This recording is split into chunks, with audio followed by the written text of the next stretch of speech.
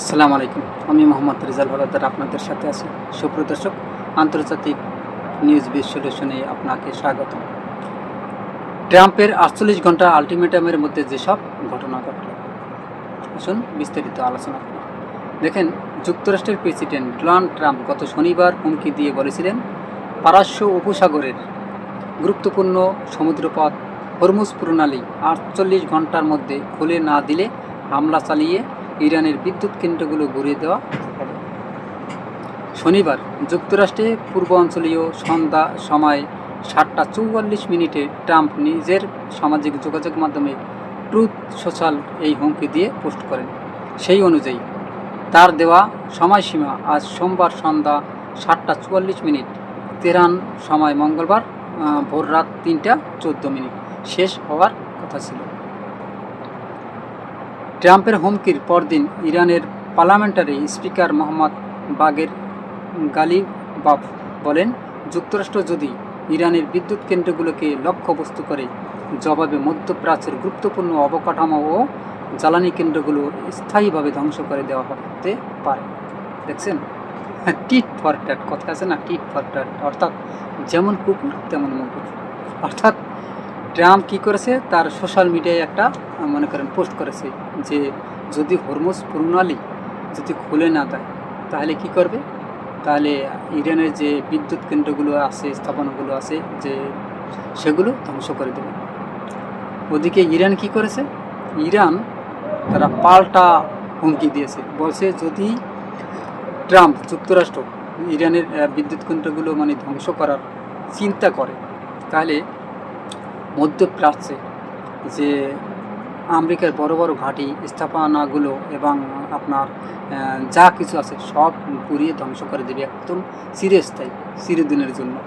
দেখছেন, ওদিকে ট্রাম্প কিন্তু এখন দিশেহারা হয়ে গেছে। আর ওদিকে কি করেছে জানেন, ওদিকে ইসরায়েলে মানে এমন হামলা চালিয়েছে, মানে যা ভয়াবহ হামলা, এবং সেখানের যে পারমাণবিক কেন্দ্র, সেই ইসরায়েলি পারমাণবিক কেন্দ্র একদম ধ্বংস করে চুরমার করে দিয়েছে। অর্থাৎ তারা প্রায় ইসরায়েলের প্রায় প্রায় 50,000-এর মতো লোক মানে আহত হয়েছে এবং লাখও সারাতে পারে, এবং নিহত হয়েছে প্রায় 25 থেকে 30,000। কিন্তু এগুলো কিন্তু মিডিয়া আসছে না। দেখেন, এক জায়গায় যদি মিসাইল অ্যাটাক করা হয়, সে জায়গায় যদি গণবসতি থাকে, তাহলে সে জায়গায় যে আপনার বিল্ডিং যদি উড়ে গেছে, তাহলে সেখানে কি মানুষ উড়ে যায় নাই, মানুষ কি মরে নাই? মনে করেন 1 লাখ যদি ক্ষয়ক্ষতি হয়, তাহলে মনে করেন মিনিমাম 20 থেকে 25,000 সে জায়গায় ইহুদিরা মানে মারা গেছে। এগুলো কিন্তু আসলে নিয়ে যে আসে না, এগুলো কিন্তু সিক্রেট নিউজ। এখন ট্রাম্প কিন্তু দিশেহারা হয়ে গেছে যে ইরান এগুলো কী দেখাচ্ছে। আর ইরান কি করে জানেন, ইরান প্রত্যেক দিনে একটা করে মিসাইল আনে, নতুন নতুন আপডেট মিসাইল। আমি শুনতে পেরেছি যে ইরানের নাকি 13 ক্যাটাগরির মিসাইল রয়েছে। 13 ক্যাটাগরির এখন পর্যন্ত হয়তোবা 3 ক্যাটাগরির মানে মিসাইল গেছে, আর 10 ক্যাটাগরির মিসাইল এখনও পরে রয়েছে। দেখেন, এই যে মিসাইল, আজকে একটা মিসাইল তাদের লঞ্চ করেছে, সেটা নাকি আপনার ওটা যায় আগের 200 কিলোমিটার, সরি 2000 কিলোমিটার, মানে আগেরটা। এরপর ওটা রেখে হয়েছে ব্যালিস্টিক মিসাইল আর কি, যেটা ওটা হচ্ছে 2000 কিলোমিটার। আর এখন একটা যে ড্যান্সিং মানে মিসাইল বের করা হয়েছে, সেটা যায় 4000 কিলোমিটার।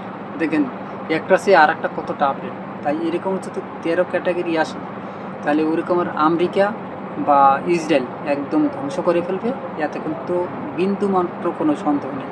ওরকম ট্রাম্পের হুমকি তারা মানবে না। দেখেন, তারা যেভাবে এখন মধ্যপ্রাচ্যে মানে খুব এখন জিতে আছেন বলতে গেলে, ইরান এখন জিতে। ট্রাম্প পারে না তার মানে ইরানের পায়ে ক্ষমা করে, মানে পাও ধরে ক্ষমা চাইতে, আর কোনো কিছু বাকি নেই।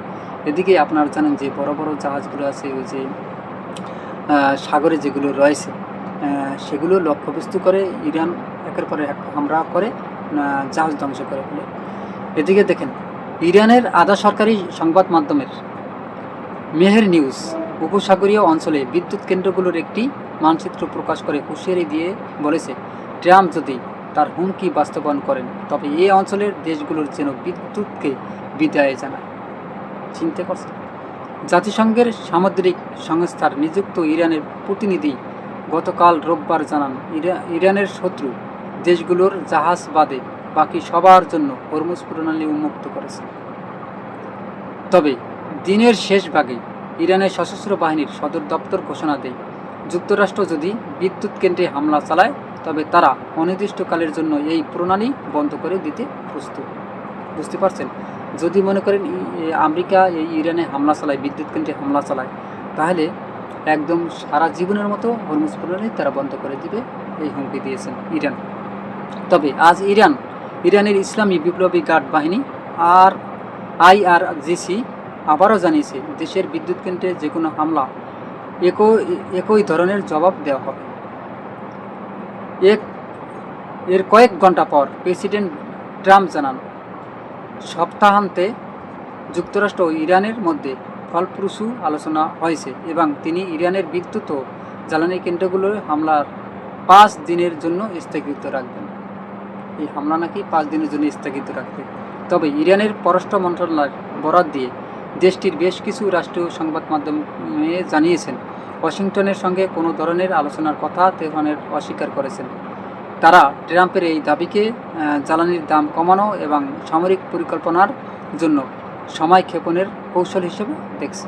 দেখেন, এদিকে কিন্তু আপনারা জানেন ট্রাম্প কিন্তু বিপদে পড়েছে। কেমনে? আপনারা জানেন যে ট্রাম্প এই মধ্যপ্রাচ্যে অর্থাৎ ইরানে হামলা চালিয়ে তেলের দাম হুড় করে বেড়ে গেছে। আপনারা জানেন যে ব্যারেল প্রতি $200 পর্যন্ত বেড়ে গেছে। এখন এরকম যদি চলতে থাকে দিনের পর দিন, দেখতে আছে যে পরিস্থিতি খুবই খারাপ, কারণ জ্বালানি সংকট পড়ে গেছে। ওদিকে আপনার ওই যে ইরানের যেই তেল, সেগুলো কিন্তু যে নিষেধাজ্ঞা ছিল সেগুলো কিন্তু উঠিয়ে দিয়েছে। এটা কিন্তু একটা হারার একটা কৌশল। যুক্তরাষ্ট্র কিন্তু হেরেছে, এটা কিন্তু 100%। আর ওদিকে আপনারা জানেন যে রাশিয়ার যে তেল বিক্রি নিষেধাজ্ঞা ছিল সেটা উঠিয়ে দিয়েছে, কারণ তেলের দাম যাতে নিয়ন্ত্রণে থাকে। কিন্তু দেখা গেছে ওদিকে ইরানের সাথে যুদ্ধ অব্যাহতির জন্য খুব চেষ্টা চালিয়ে যাচ্ছে আপনার ট্রাম্প। ওদিকে ইরান পাত্তাই দিচ্ছে না। তারা বলছে যে আমরা যতদিন পর্যন্ত ইসরায়েলকে একদম ধ্বংস মাটির সাথে মিশিয়ে না দেবো ততদিন পর্যন্ত আমরা যুদ্ধ করতেই থাকবো। ওদিকে একের পর এক মিসাইল ছাড়তে থাকবে ইসরায়েলে এবং ইহুদিগুলো একের পর এক মরতে থাকে। আপনারা আপনাদের ভিডিও তো দেখাতে পারলে হয়তো বা ভালো হতো, কিন্তু আমি যে ধরনের ভিডিও বানাই এটা হচ্ছে আপনার বিশ্লেষণধর্মী ভিডিও, আন্তর্জাতিক বিশ্লেষণ করে থাকি। এটা আমি ভিডিও আর কি দেই না, দেখাইও না, যদি কপিরাইট ইস্যু আসে সেই জন্য। কিন্তু এটা আমি নিজস্ব একদম কন্টেন্ট রাখতে চাই বিদায় আসলে আমি ওই ভিডিওগুলো দেখাই না। তবে আমি কিছুটা ছবি আপনাদের দেখাবো। দেখেন, এদিকে ট্রাম্পের যে হুমকি দিয়েছিল, যে ট্রাম্পের হুমকির পরদিনই ইরানের পার্লামেন্টের স্পিকার মোহাম্মদ বাগের গালিবাফ বলেন, যুক্তরাষ্ট্র যদি ইরানের বিদ্যুৎ কেন্দ্রগুলোকে লক্ষ্য করে হামলা চালায় তাহলে জবাবে মধ্যপ্রাচ্যের গুরুত্বপূর্ণ অবকাঠামো ও জ্বালানি কেন্দ্রগুলো স্থায়ীভাবে ধ্বংস করে দেওয়া হতে পারে। দেখছেন, হয়েছে কাম সারছে। ইরানের আধা সরকারি গণমাধ্যম মেহের নিউজ উপসাগরীয় অঞ্চলের বিদ্যুৎ কেন্দ্রগুলোর একটি মানচিত্র প্রকাশ করে হুঁশিয়ারি দিয়ে বলেছেন, ট্রাম্প যদি তার হুমকি বাস্তবায়ন করে তবে এই অঞ্চলের দেশগুলো যেন বিদ্যুৎকে বিদায় জানায়। সুপ্রিয় দর্শক, আসলে আপনার কী মনে করেন এই যুদ্ধে কারা জিততে পারে, যুক্তরাষ্ট্র না ইরান? অবশ্যই আপনার মূল্যবান মতামত কমেন্টে জানান। এরকমের নিত্য নতুন ভিডিও পেতে RS বাংলা নিউজ 24কে সাবস্ক্রাইব করুন, বেল বাটন অন করে করুন এবং ভিডিওটি সবাইকে দেখার সুযোগ করে দিন, লাইক ও শেয়ার করুন। সে পর্যন্তই, আসসালামু আলাইকুম ওয়া রাহমাতুল্লাহি ওয়া বারাকাতুহু।